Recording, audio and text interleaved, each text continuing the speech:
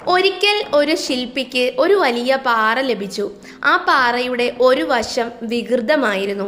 പാറയെ ശരിയാക്കാൻ ശ്രമിച്ചപ്പോൾ അത് കൂടുതൽ വികൃതമാവുകയായിരുന്നു. അയാൾക്ക് ദേഷ്യം വന്നു. അയാൾ ആ പാറ ഉപേക്ഷിച്ചു. പിന്നീട് വർഷങ്ങൾക്ക് ശേഷം അയാൾ ഒരു മനോഹരമായ ബുദ്ധ പ്രതിമ കണ്ടു. അതിൻ്റെ മുഖം വളരെ ശാന്തവും മനോഹരവുമായിരുന്നു. അയാൾക്ക് അത്ഭുതം തോന്നി. ഈ പ്രതിമ ഉണ്ടാക്കാൻ ഉപയോഗിച്ച പാറ ഏതാണെന്ന് അയാൾ അന്വേഷിച്ചു. അന്വേഷണത്തിൽ താൻ ഉപേക്ഷിച്ച പാറയാണതെന്ന് അയാൾക്ക് മനസ്സിലായി. ഇത് എങ്ങനെ സംഭവിച്ചു എന്ന് അയാൾ ശില്പിയോട് ചോദിച്ചു. അപ്പോൾ ശില്പി പറഞ്ഞു, ഞാൻ ആ പാറയുടെ വികൃതമായ ഭാഗം മാത്രം നോക്കിയില്ല, അതിനുള്ളിൽ ഒളിഞ്ഞിരിക്കുന്ന സൗന്ദര്യം കണ്ടു. അതിനെ പുറത്തെടുക്കാൻ ഞാൻ ക്ഷമയോടെ ശ്രമിച്ചു. ഈ കഥയിൽ നിന്ന് നമുക്ക് മനസ്സിലാക്കാൻ കഴിയുന്ന പാഠം ഇതാണ്: നമ്മുടെ ജീവിതത്തിലും ചിലപ്പോൾ വിഷമകരമായ സാഹചര്യങ്ങൾ ഉണ്ടാകാം.